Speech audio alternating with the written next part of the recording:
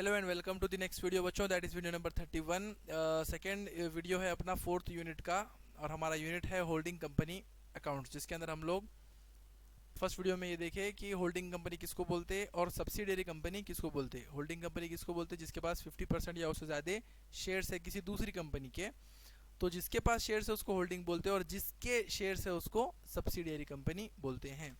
तो आओ देखेंगे अपन आगे। So what are the responsibilities of holding company towards the financial statements of subsidiary company? अब होता क्या है ना बच्चों की कुछ रिस्पॉन्सिबिलिटीज होल्डिंग कंपनी के ऊपर आ जाते हैं, जैसे कि पेरेंट कंपनी इसको बोलते हैं। तो पेरेंट अगर बोलेंगे तो पेरेंट के ऊपर उनके बच्चों की क्या रहती, जिम्मेदारी रहती, रिस्पॉन्सिबिलिटी रहती। तो वैसे ही होल्डिंग कंपनी के ऊपर भी कंपनीज एक्ट ने कुछ रिस्पॉन्सिबिलिटीज रखी हैं, कुछ जवाबदारियां हैं होल्डिंग कंपनी को निभानी पड़ती हैं अकॉर्डिंग टू कंपनीज एक्ट 2013। और वो जवाबदारियां किसके ताल्लुक से हैं? फिनेंशियल स्टेटमेंट के ताल्लुक से।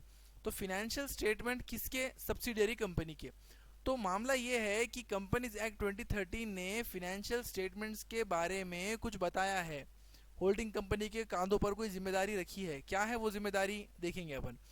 As per the companies act 2013 the holding companies are commanded. Companies act 2013 के हिसाब से होल्डिंग कंपनी को यह हुक्म दिया है to consolidate the financial statements, के फिनेंशियल स्टेटमेंट्स को कंसोलिडेट करो। कंसोलिडेट करना मतलब जोड़ देना, मतलब होल्डिंग कंपनी का खुद का फिनेंशियल स्टेटमेंट और सब्सिडियरी का फिनेंशियल स्टेटमेंट दोनों को मिला के एक नया फिनेंशियल स्टेटमेंट बनाओ। दोनों कंपनीज का एक जगह पर बनाओ। Of their subsidiary company with holding companies financial statement, जोड़ दो, कंसोलिडेट कर दो। किसको किसको जोड़ दो? सब्सिडियरी कंपनी के फिनेंशियल स्टेटमेंट को जोड़ दो होल्डिंग कंपनी के फिनेंशियल स्टेटमेंट से।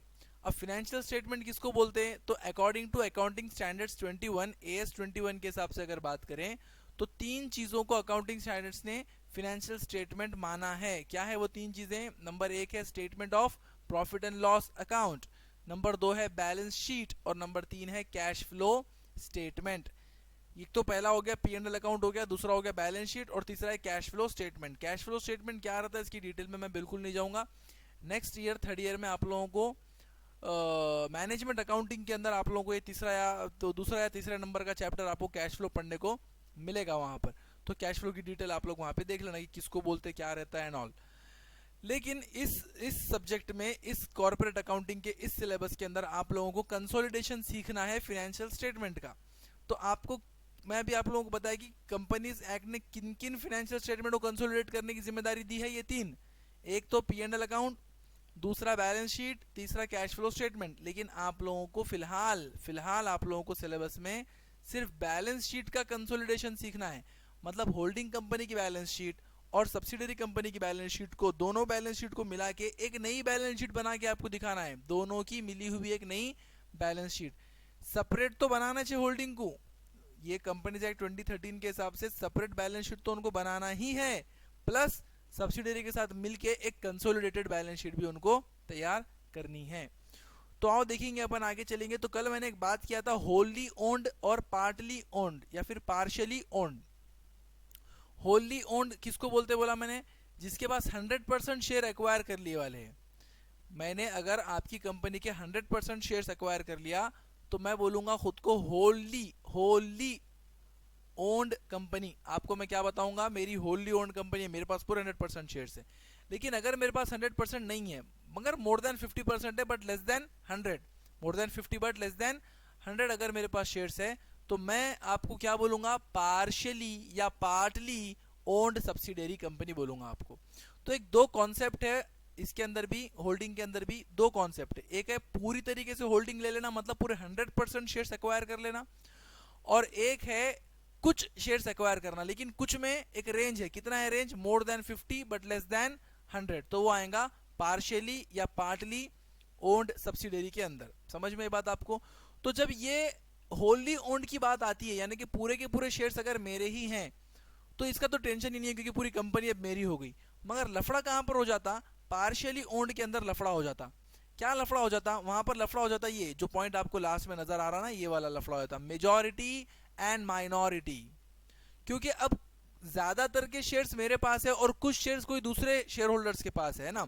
जैसे कि फॉर एग्जांपल अगर मैंने आपकी कंपनी के 70% शेयर्स एक्वायर कर लिया तो मैं मेजॉरिटी हूं और 30% जिन लोगों के पास भी होंगे वो दूसरे शेयर होल्डर्स होंगे, वो कोई भी हो सकते, वो लोग काय में आ गए, माइनॉरिटी में आ गए। तो ये मसला कब पैदा होगा, सिर्फ पार्शियली ओन्ड के अंदर पैदा होगा, होली ओन्ड के अंदर ये मसला पैदा नहीं हो सकता। तो एक कॉन्सेप्ट है यहाँ पर, बहुत जरूरी है ये समझना कि मेजॉरिटी एक अलग चीज होती है और माइनॉरिटी एक अलग चीज होती है। मेजॉरिटी किसको बोलते हैं हम लोग, होल्डिंग कंपनी को, यानी कि जिनके पास 50% से ज्यादा शेयर्स हैं। और माइनॉरिटी हम लोग किसको बोलेंगे, वो जो बच गए। अब जैसे कि फॉर एग्जांपल अगर मेरे पास 70% शेयर्स हैं आपकी कंपनी के, तो मैं हो गया majority, then rest of the 30% are minority. समझ में आई बात आपको। अगर अगर 100% शेयर्स पूरे मेरे पास है आपकी कंपनी के, तो यहाँ तो मेजॉरिटी और माइनॉरिटी का कोई सवाल पैदा होता ही नहीं है। ये सवाल सिर्फ कब पैदा होगा, जब कंपनी पार्शियली ओन रहेंगी, मतलब 50% से ज्यादा मगर 100% से कम शेयर्स आपके पास हैं, तो ही ये बात पैदा होती है।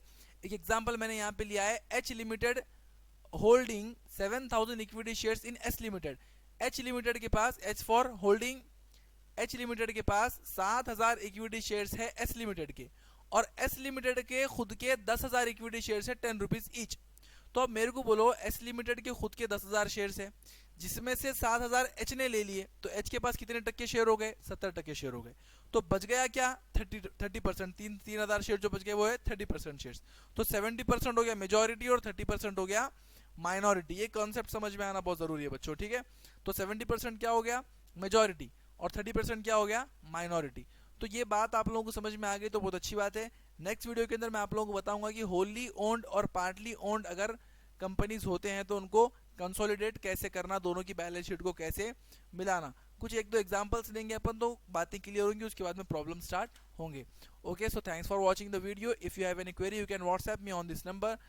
Take care, bye bye.